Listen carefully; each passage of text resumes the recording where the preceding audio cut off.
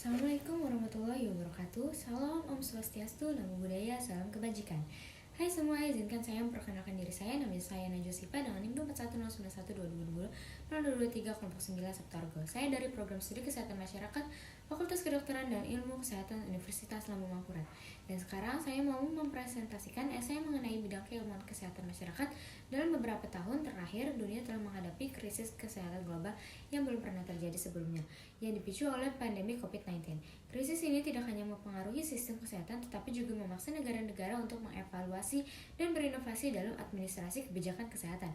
Inovasi dalam administrasi kebijakan kesehatan menjadi kunci untuk menanggapi tantangan ini dan membangun sistem kesehatan yang lebih tangguh dan responsif. Inovasi dalam kebijakan kesehatan mencakup berbagai aspek, mulai dari pendekatan yang digunakan dalam perumusan kebijakan hingga metode implementasi dan evaluasi.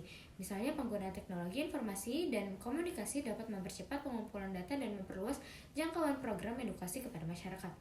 Inovasi dalam kebijakan kesehatan perlu melibatkan pertukaran pengetahuan dan pengalaman, sehingga setiap negara dapat belajar dari pendekatan yang berhasil di tempat lain.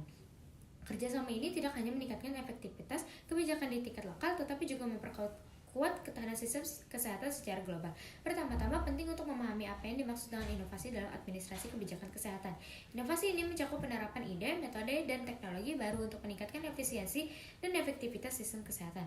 Salah satu contoh inovasi yang signifikan adalah penggunaan teknologi dan informasi komunikasi, TIK, memainkan peran penting dalam menyebarkan informasi kesehatan secara real time, yang sangat krusial selama krisis kesehatan.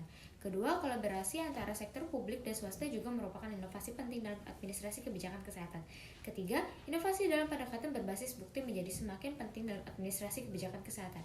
Pengambilan keputusan yang didasarkan pada dan bukti ilmiah mampu meningkatkan efektivitas kebijakan yang diterapkan.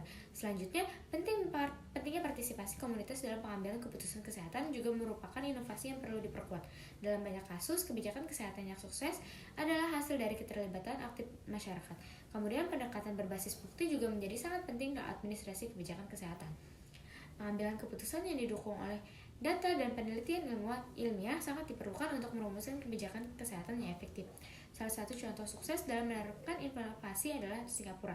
Negara ini berhasil mengendalikan penyebaran COVID-19 melalui penggunaan teknologi pelacakan kontak dan kebijakan kesehatan berbasis data. Tenaga administrasi memiliki keterampilan analisis yang diperlukan untuk menganalisis data dan informasi sehingga dapat merumuskan kebijakan responsif. Salah satu aspek penting dari peran tenaga administrasi adalah keterlibatan mereka dalam pengembangan program edukasi. Program-program ini bertujuan meningkatkan pemahaman masyarakat mengenai kebijakan yang telah diterapkan, sekaligus mendorong partisipasi aktif dari masyarakat. Dalam kesimpulannya, administrasi kebijakan kesehatan merupakan respons yang diperlukan terhadap krisis kesehatan melalui penerapan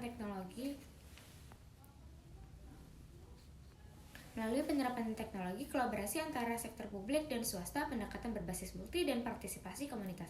Negara dapat membangun sistem kesehatan yang lebih responsif dan berkelanjutan. Upaya ini tidak hanya akan bermanfaat dalam menghadapi krisis kesehatan saat ini, tetapi juga akan membangun ketahanan untuk menghadapi tantangan kesehatan di masa depan. Terima kasih atas waktu dan perhatian Anda dalam menyimak presentasi ini. Saya berharap ide-ide yang disampaikan di sini dapat menjadi inspirasi dan refleksi bagi kita semua. Salah hilaf mohon dimaafkan. Wassalamualaikum warahmatullahi wabarakatuh.